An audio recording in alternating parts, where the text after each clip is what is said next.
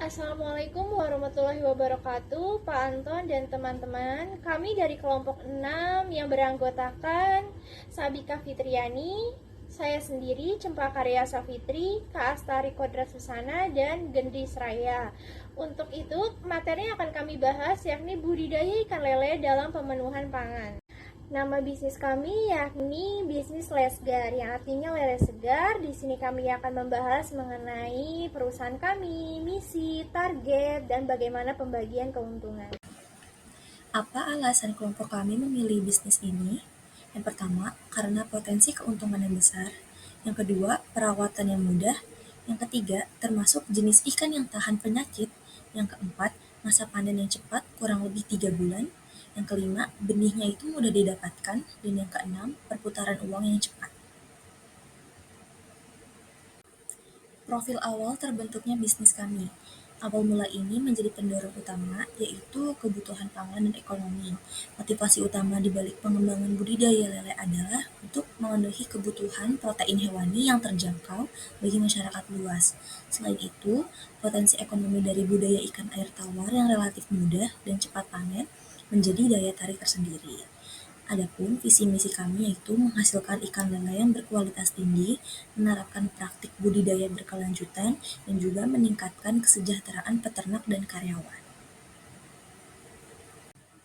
Berikutnya adalah tahapan budidaya. Yang pertama, persiapkan kolam ikan lele. Pemilihan kolam itu mempertimbangkan beberapa faktor, seperti kondisi lingkungan, ketersediaan tenaga kerja, serta kondisi keuangan. Yang kedua, memilih benih ikan lele. Ciri benih ikan lele yang sehat itu gerakannya lincah, tidak ada cacat di tubuh, bebas dari penyakit, gerakan renangnya juga normal. Yang ketiga, pemberian pakan ikan lele. Pakan ikan lele ini disarankan memiliki kandungan protein hewani. Umumnya kandungan nutrisi yang dibutuhkan yaitu protein sebanyak 30%, lemak 4-16%, karbohidrat 15-20%, vitamin, dan juga mineral. Masih lanjutan tahapan budidaya, yang keempat ada memperhatikan kualitas air kolam, yaitu selalu memastikan jika kualitas air terjaga dan terhindar dari timbunan sisa pangan di dasar kolam. Yang kelima, melakukan penanganan hama dan penyakit. Hama pada ikan lele seperti ular, sero, linsang. Cara mencegahnya itu dengan memasangkan saringan di jalan masuk dan keluar air, serta memasang pagar yang mengelilingi kolam. Yang keenam, proses panen ikan lele. Hal yang harus diperhatikan yaitu 24 jam sebelum lele dipanen, sebaiknya tidak memberikan pangan pada ikan lele.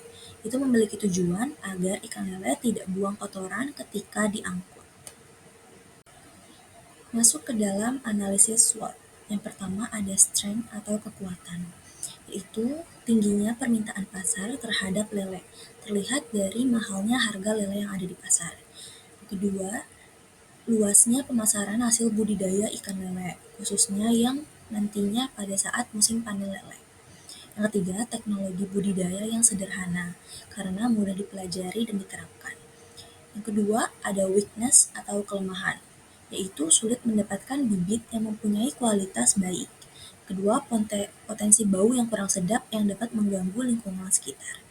Yang ketiga, budidaya dalam skala besar membutuhkan lahan yang cukup luas. Selanjutnya ada peluang atau opportunity, yaitu semakin meningkatnya kesadaran masyarakat akan pentingnya gizi. Kedua, potensi pasar ekspor ikan lele terbuka lebar, terutama produk olahan. Yang ketiga, pemasaran ikan lele dan produk olahannya melalui pemasaran online.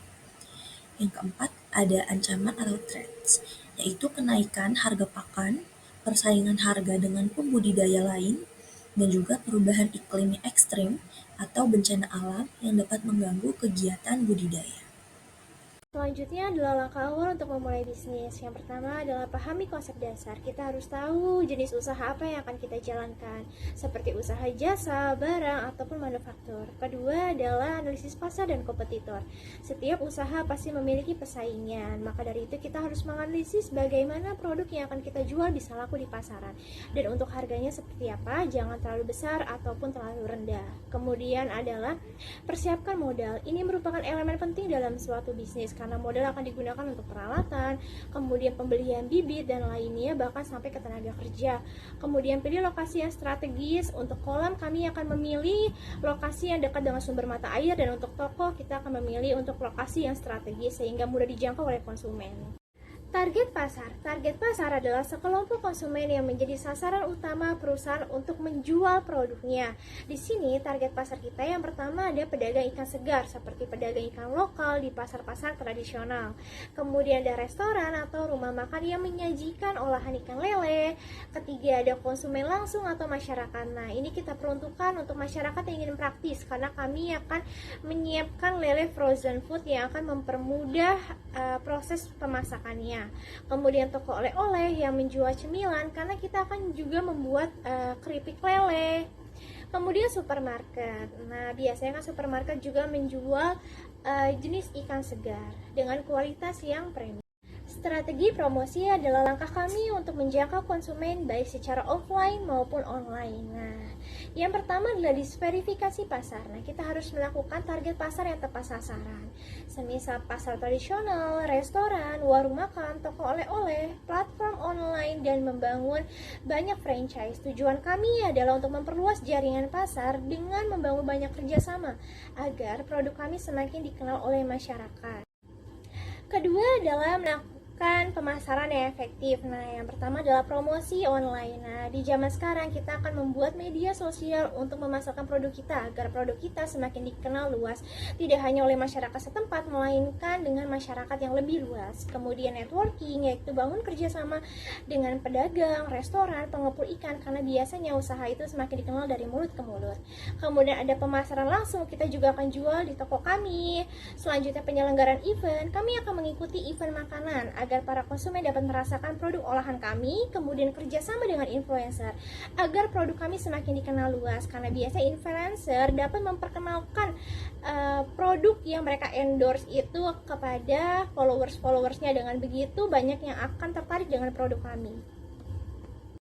Selanjutnya yang ketiga adalah fokus pada produk. Nah, kita akan membuat brand olahan lele. Jadi, para konsumen tidak hanya merasakan lele segar kami saja, tetapi juga mengetahui produk turunan kami dan dapat mencicipinya. Kemudian ada pemasaran melalui program sosial atau pemerintah. Nah, kita bisa bekerja sama nih dengan pemerintah. Contoh di zaman sekarang itu Prabowo menyelenggarakan program makan gratis. Nah, kita bisa juga melakukan kerjasama dengan pemerintah. Karena biasanya kan dalam pemenuhan lauk pauknya itu harus ada yang namanya protein. Nah, kita juga bisa mengajukan agar pemerintah bisa menggunakan produk olahan lele dari kami. Dengan begitu produk kami akan semakin luas dan juga bisa mendapat bantuan nantinya. Saya akan menjelaskan bagaimana sih analisis usaha budidaya lele bak plastik ini. Yang pertama itu ada investasi. Investasi sewa lahan selama 5 tahun, per tahunnya 5 juta, jadi totalnya 25 juta. Terus ada bak plastik 4 unit, per unitnya 500.000, totalnya 2 juta. Terus ada drum plastik 3 buah, per buahnya 150.000, totalnya 750.000. Jadi total investasi keseluruhannya yaitu 27.750.000. Kemudian ada biaya tetap. Biaya tetap itu meliputi penyusutan lahan sebesar 5 juta, terus ada penyusutan bak plastik 1 juta, penyusutan plastik ada 150 juta. Selebihnya bisa dilihat di slide ini ya. Terus jadi total biaya tetapnya yaitu 6.150.000 rupiah. Kemudian ada biaya variabel. Biaya variabel terdiri dari pakan sejumlah 16.800.000 rupiah. Ada benih ukuran 5 atau 5 sampai 8 cm ya, sebanyak 22.000 ekor. Yaitu totalnya 1.760.000 rupiah. Kemudian ada obat-obatan, totalnya 300.000 rupiah. Terus juga ada alat perikanan, jumlahnya 200.000 rupiah. Kemudian ada tenaga kerja tetap sebanyak 12 orang, totalnya jadi 4.200.000 rupiah. Kemudian biaya lain-lain selama 12 bulan atau 1 tahun, totalnya 1.200.000 rupiah. Jadi total biaya variabelnya itu 24.460.000 rupiah.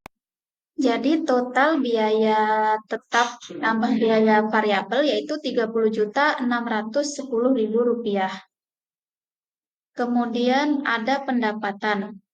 Pendapatan itu dari produk lele segar, kira-kira 5.800 kilo dikali harganya 6.000 per kilo.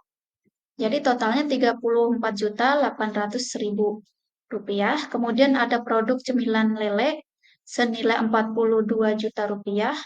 Dan juga lele frozen food-nya ada 8 juta rupiah. Jadi total pendapatan keseluruhannya itu ada 84.800.000 rupiah. Dengan demikian itu dapat keuntungan. Keuntungannya yaitu 54.190.000 rupiah. Nah, dengan demikian, untuk break even point atau BEP-nya, volume produksi per kilonya itu didapat 3.900, kemudian harga produksinya 6.272. Berikut produk yang dihasilkan dari usaha kami. Yang produk utamanya yaitu ikan segar dan benih lele atau lele ukuran kecil. Kemudian ada juga nanti produk olahan atau turunannya seperti lele goreng siap saji, lele asap, keripik lele, lele crispy, dan juga ada pelembut pakan ternak yaitu dari limbah lele. Berikut evaluasi produk. Yang pertama, evaluasi kualitas produk. Yaitu produk itu harus terjamin kesegarannya, terus juga harus bergizi, aman, dan juga diproses secara higienis. Kemudian ada evaluasi efisiensi produksi, yaitu sumber daya itu harus digunakan secara efisien, biayanya juga dapat terkendali, dan juga kehilangan produk dapat diminimalkan. Kemudian ada evaluasi pasar dan penjualan. Kita harus memahami keadaan pasar. Terus juga kita dapat mengoptimalkan distribusi tersebut. Terus juga dan respon kebutuhan konsumen itu seperti apa. Kemudian ada evaluasi efisiensi manajemen, yaitu dengan pengelolaan biayanya, juga tenaga kerja, teknologi, dan keuangan secara efektif.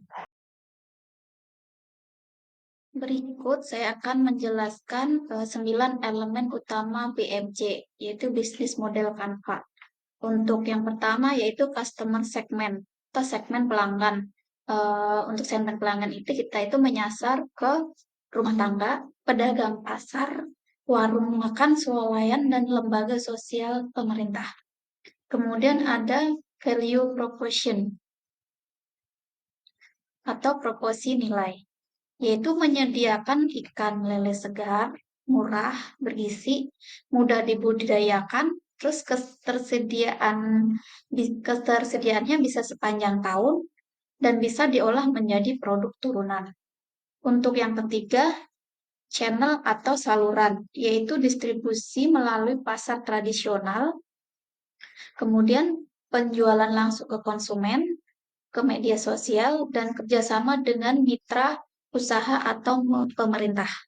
Kemudian yang keempat ada customer relationship atau hubungan pelanggan, yaitu dengan membangun hubungan lewat pelayanan langsung, terus ada edukatif, sistem kemitraan, program diskon, loyalitas pelanggan, dan juga bundling produk. Kemudian yang kelima ada revenue stream atau aliran pendapatan. Dari mana sih aliran pendapatan usaha kita itu? Yaitu pendapatan itu dari penjualan lele segar, benih, terus juga ada produk olahan, layanan pelatihan budidaya, dan juga jasa konsultasi. Yang keenam, ada key research, yaitu sumber daya utama, meliputi kolam budidaya, benih lele unggul, pakan, alat budidaya, alat produksi, tenaga kerja terampil atau terlatih, dan juga perizinan usaha. Yang ketujuh ada key activity, yaitu aktivitas utama. Aktivitas utama usaha kita itu dari budidaya ikan lele, terus produk olahannya, kemudian manajemen kolam, ada pemasaran, dan inovasi produk olahan. Nah, yang kedelapan adalah key partnership atau kemitraan utama. Bekerja sama dengan dinas perikanan, terus ada pemasok, juga penyedia benih atau pakan, terus ada koperasi. Koperasi ini misalnya untuk modal. Terus distributor, dan juga ada lembaga pelatihan. Dan yang terakhir, yang kesembilan, yaitu cost struktur atau struktur biaya. Struktur biayanya itu meliputi biaya benih, pakan, obat, kolam, tenaga kerja, juga ada biaya operasionalnya, terus biaya produksi, dan juga kemasan untuk olahan ya, dan juga biaya pemasaran. Selanjutnya akan dijelaskan oleh rekan saya. Selanjutnya akan dijelaskan oleh saya dan saya, yaitu ada pembagian keuntungan bagi investor dan pengajian karyawan. Dalam bisnis budidaya lele, pembagian keuntungan harus dibuat secara adil dan jelas sejak awal. Investor biasanya mendapatkan persentase keuntungan dari laba bersih sesuai dengan kesepakatan di awal, misalnya 30% dari laba. Sedangkan karyawan dibayar dengan sistem gaji tetap, bisa mingguan ataupun bulanan tergantung peran dan tanggung jawabnya. Semua pembagian ini penting agar tidak terjadi konflik di kemudian harinya. Selanjutnya, saya akan menjelaskan cara mengetahui laba per bulan dari omset. Untuk mengetahui laba per bulan, pertama kita harus tahu omset, yaitu total pendapatan dari hasil penjualan lele. Misalnya, kalau dalam 1 bulan kita panen dan jual lele senilai 10 juta, lalu biaya operasionalnya seperti pakan, listrik, bibit, dan gaji karyawan totalnya 6 juta, maka laba bersih bulan itu adalah 4 juta. Nah, ya, jadi rumusnya itu laba sama dengan omset dikurangi biaya operasional. Jadi 10 juta dikurangi dengan 6 juta sama dengan 4 juta. 4 jutanya itu laba kita. Selanjutnya ada evaluasi bisnis melalui survei. Evaluasi bisa dilakukan dengan cara menyebarkan survei ke pelanggan atau pembeli lele. Tanyakan hal-hal seperti kualitas lele, harga, pelayanan, dan kepuasan secara umum. Selain itu, bisa juga minta masukan dari mitra kerja atau pengepul. Data dari survei ini akan membantu kita memperbaiki kekurangan dan meningkatkan kualitas produk serta layanan. Selanjutnya, ada cara mengembangkan bisnis di waktu yang tepat.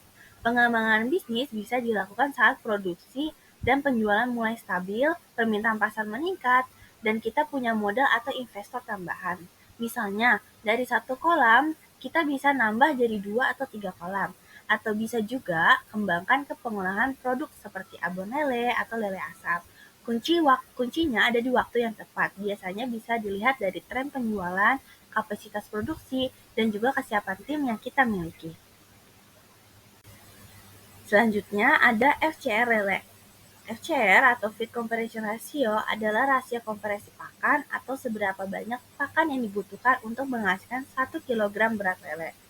Ada rumus FCR lele, yaitu jumlah pakan yang diberikan dibagi dengan berat total panen.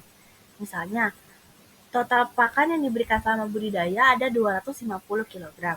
Total berat lele yang dipanen ada 200 kg. Nah, 250 kita bagi dengan 200 sama dengan 1,25. Artinya, untuk menghasilkan 1 kg berat lele dibutuhkan 1,25 kg pakan. Ada standar FCR yang baik. FCR ideal yang baik untuk lele adalah 1,0 sampai 1,3 kg. Kalau FCR-nya lebih dari 1,5, artinya pakan tidak efisien. Mungkin karena kualitas pakan yang buruk, manajemen pakannya kurang, atau lelenya yang stres.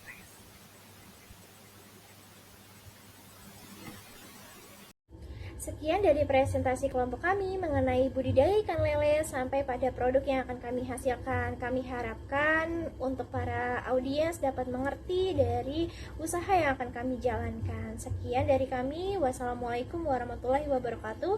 Terima kasih Pak Anton dan teman-teman yang telah mendengarkan.